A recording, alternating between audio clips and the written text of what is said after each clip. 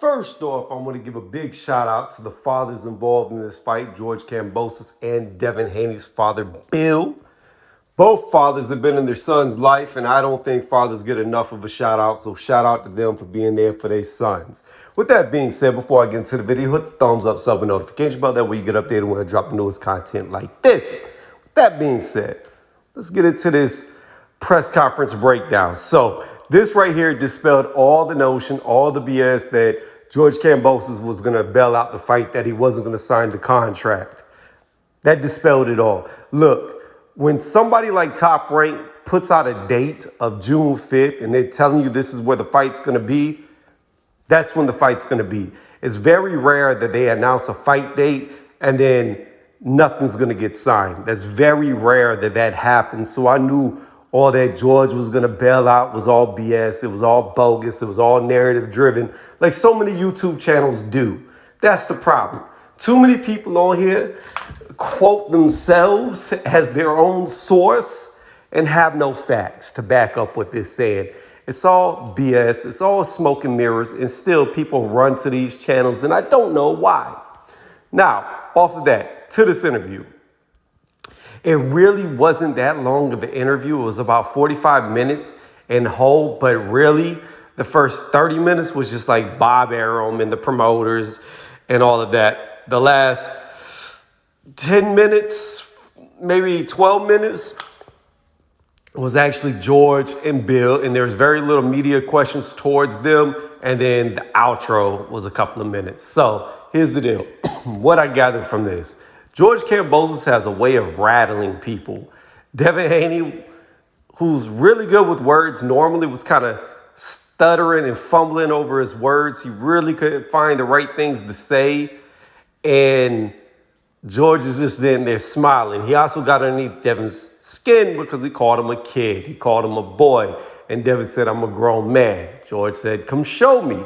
And I can guarantee y'all Devin is going to do just that. He is going to attempt to show George that he is a man in there, which he is. At his age, he's definitely a man. Now, moving past that. Here comes the thing where Devin Haney is claiming that George Kambosos was forced into it, and George came back and said, "What I've been saying, I'll take what Lomachenko will take." And that's the issue. That's the problem. That's my point of what my live was yesterday. Part of the point. Because you can't duck somebody you're fighting. That's the main point. But the other part of that point was, look, Devin Haney made a stupid statement. And because he made that stupid statement, he was the only one forced to do anything. At the end of the day, this is a voluntary defense. George did not have to fight Devin Haney. Nobody was making him. Nobody could make him. Lomachenko was also a voluntary defense. He was not mandated to fight him. So at the end of the day, he could pick and choose who he wanted to fight. The only one that did not have a choice in this whole thing was Devin Haney, because he said he'll take whatever Lomachenko was taking, and that's the deal he'll go with just to get the fight. Now, you got to give Devin credit because he believes in himself, so he took the B side, which a lot of fighters nowadays don't want to do, but he did it to be great. Give him all the credit in the world, but it was stupid that he made that statement because now he's stuck without the zone. He's at Top Rank for at least 3 fights, I believe it is. He's got a rematch clause, but he doesn't get a rematch if he loses. So there's a lot of things that didn't go good with this because he opened his mouth. So again, I have to say, the only one forced was Devin.